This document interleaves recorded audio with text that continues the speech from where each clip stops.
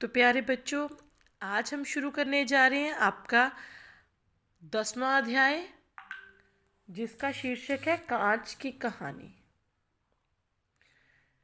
इस कहानी में हमें बताया गया है कि जो कांच है उसका आविष्कार कैसे हुआ। तो कहते जो मिस्र था, मिस्र जो देश है उसके राजस्थानों में जो ऊँटों का काफिला कहते काफ़ी समय तक चलता रहता था, और जहाँ उनको रात पड़ जाती वहीं वह अपने रहने का बंदोबस्त करते हुए वहीं रहते, और ऐसे ही रेगिस्तान में घूमते फिरते उनके रात दिन जो थे वो बीत रहे थे। एक बार कहते 40-50 लोगों का काफिला रात होने पर वहीं रुक गया। वहां पर केवल रेत ही रेत थी, पानी का कहीं भी कोई नामो निशान नहीं था। तो उन्होंने क्या किया, एक चूल्हा बनाया जिसमें उन्होंने खाना पकाया, और आधी रात तक उनका खाने पीने का जो कार्यक्रम था वो चलता रहा। सुबह जब वो चूल्हा ठंडा हो गया तो उन्होंने आगे की यात्रा करने की तैयारी कर ली।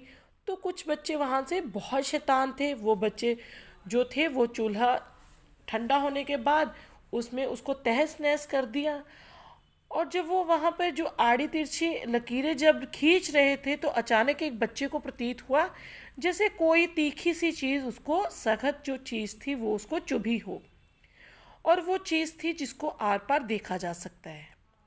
सभी लोग इसे देखकर बहुत हैरान हो गए। उन्होंने क्या किया, अगली रात फिर से उन्होंने चूल्हा बनाया, खाना खाया, और पूरी रात चमत्कार की बातें करते रहे। और फिर हुआ दोबारा फिर वैसा ही। उन्हें एक आड़े तिरछे यानी कि टेढ़े मेढ़े आकार की एक चीज़ मिली जिसके आर पार वह देख सकते हैं। तो उसी दिन कांच का आविष्कार हुआ, और लोगों ने रेत से जो था वो शीशे बनाने यानी कि वो कांच बनाना शुरू कर दिया। यह जो एक आविष्कार था एक शैतान बच्चे के द्वारा ही सफल हो पाया था। इसी तरह एक और शरारती बच्चा था जो अपने पिता के चश्मों की दुकानों से कुछ रंग बिरंगे जो शीशे थे उसको कॉपी किताबों में छिपाकर अपने स्कूल ले जाता, और मौका मिलते ही वो टुकड़ों को जोड़ता और उन टुकड़ों के साथ खेलता। एक दिन क्या हुआ, जब वो उन टुकड़ों को जोड़कर उनके आर पार देख रहा था तो उसे प्रतीत हुआ कि आते जाते लोग उसे भिन्न भिन्न रंगों के दिखाई दे रहे हैं। कभी वह लाल रंगों के, कभी वह हरे रंगों के। तो वह अचानक से डर गया।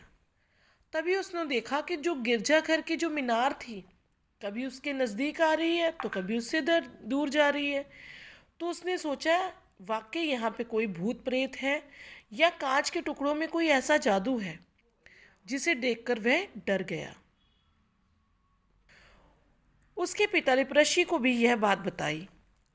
बेटे को घबराया देखकर उसके पिता ने क्या किया, उसके हाथ से टुकड़े छीन लिए, और टुकड़ों को मिलाकर जब उसने गिरजाघर की मीनार को देखा तो उसे भी बिल्कुल वैसा ही प्रतीत हुआ कि कभी वह दीवार, माफ़ कीजिएगा, मीनार जो है उसके नज़दीक आ रही है और कभी उसके दूर जा रही है। तो वह जो कांच का जो रहस्य था वह उसको अच्छी तरह से जान गया। खुश होने के बाद उसने अपने बेटे को उठा लिया और बोला, जोर से आवाज़ लगा कर बोला कि तुम्हारे ही कारण यह आविष्कार जो है संभव हो पाया है। और तब उसने एक दूरबीन बनाई जो संसार की पहली दूरबीन थी।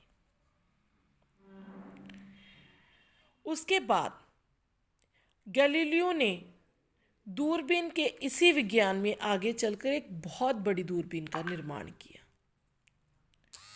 और कहा जाता है कि यह जो कांच है वो नन्हे हाथों यानी कि नन्हे शरारती हाथों की ही महान देन है। इसी तरह जो कांच था उसका आविष्कार हुआ। धन्यवाद।